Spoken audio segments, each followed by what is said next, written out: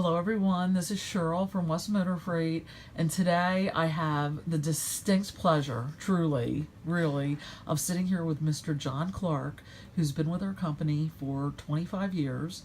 Is that right, John? That's correct. And we were talking. We got to talking, and John was telling me some stories, and I loved hearing about it, and I just asked if he would share some of what we talked about. So, John, you've been with us 25 years. How'd you start with us?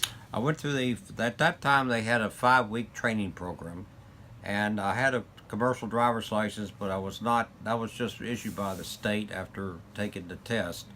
And I had not worked for a company, a driving company, a trucking company. And I was working for the Steel Chainsaw Company in Virginia Beach. Very well paid job.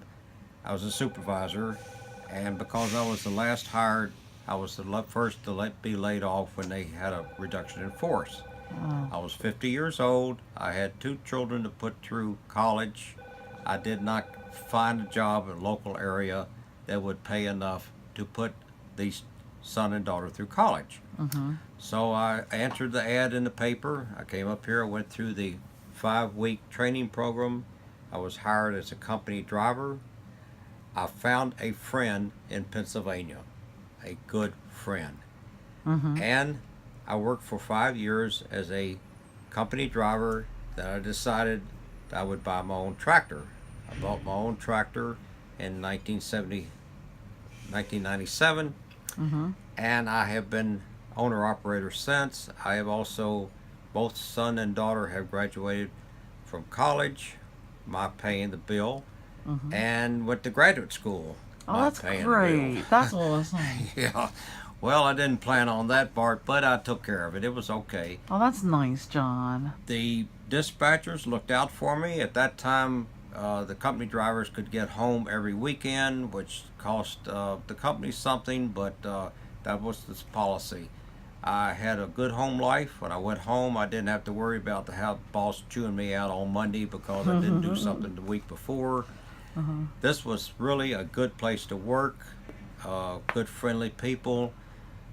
Made me feel good. It took care of me. I've had a couple of wrecks. I actually went to the hospital, went to the emergency room twice, and they looked out for me. They called me up and asked me how I was doing. Then they came and picked me up out of the emergency room or out of the hospital. This was even, now this is good. You can't ask for anything better than that. Since then, I've lost my wife to pancreatic cancer, and I'm back working. It's good therapy to be back among friends and to be back in an area that is friendly, and I feel comfortable.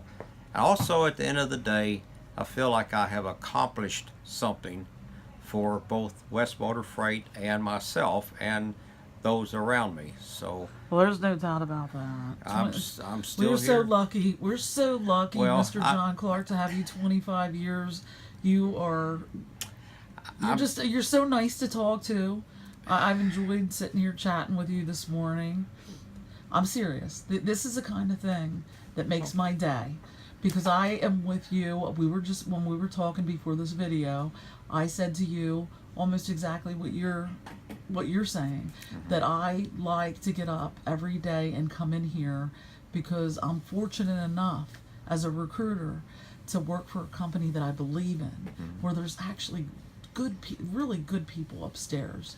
And down in the garage, you were talking to me about Ed? Yes, Ed. Ed's the man. Got something with your truck, and talk to Ed.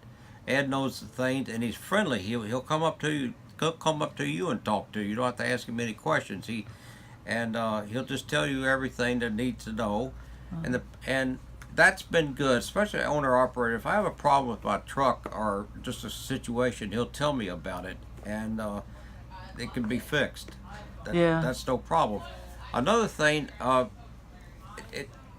don't think West Motor Freight understands how friendly they are.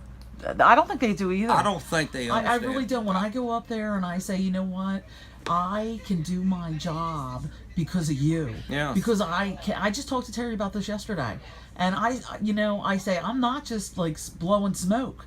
I mean it. I am so passionate about that dispatch department upstairs, and that means everything. Don't you think so? It means everything. The dispatchers are very honest people. They're very honest with you when you do a very good job, and they are also very honest with you when something doesn't go quite right, and they treat you like an adult, and they treat you like they want you to understand that there may be a problem, and let's don't have that problem next time. Yeah, But work it out. Everybody makes mistakes. But it's not like they're going to come down on you with both feet and knock you down in the head. But they tell you, now look, we just can't have it that way, and you understand it. So Yeah. if you're honest with them, they're honest with you. It's very good. It's all about relationships. It's a relationship. I think that's what life is in general. Yes. Whether it's here or anywhere, and if you don't have that, you don't have nothing. You sure don't. So that to me is so important. And you know what? Another thing that I really have enjoyed, many things about our conversation here this morning, is hearing the history of it, what we used to do. Okay. I mean, because 25 years ago, when you started with us, we had that training program and we had company trucks. It's changed so much since then. Now, unfortunately, we don't have the training program anymore. Thank God we did 25 years ago, or we wouldn't have you. No, seriously. Okay. We would not have you. So thank God that we did. But things are ever changing, aren't they, in life?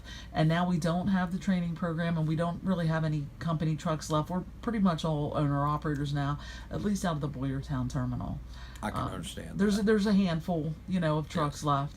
But just hearing the history, I love this. There was a one gentleman who came in who told me about a time when we did have a lot of company trucks before we moved more towards the owner operator spectrum, and he was telling me that the garage used to be open 24/7. Yes, it did. Do you remember those? Yes, it did. I came up here one night. The first night was 2 o'clock in the morning, and the garage put me in the bunk room and showed me where the drivers sleep. And they were just as friendly as they could be, and just said, here's a place for you to sleep tonight. And I was tired driving up from Norfolk, Virginia.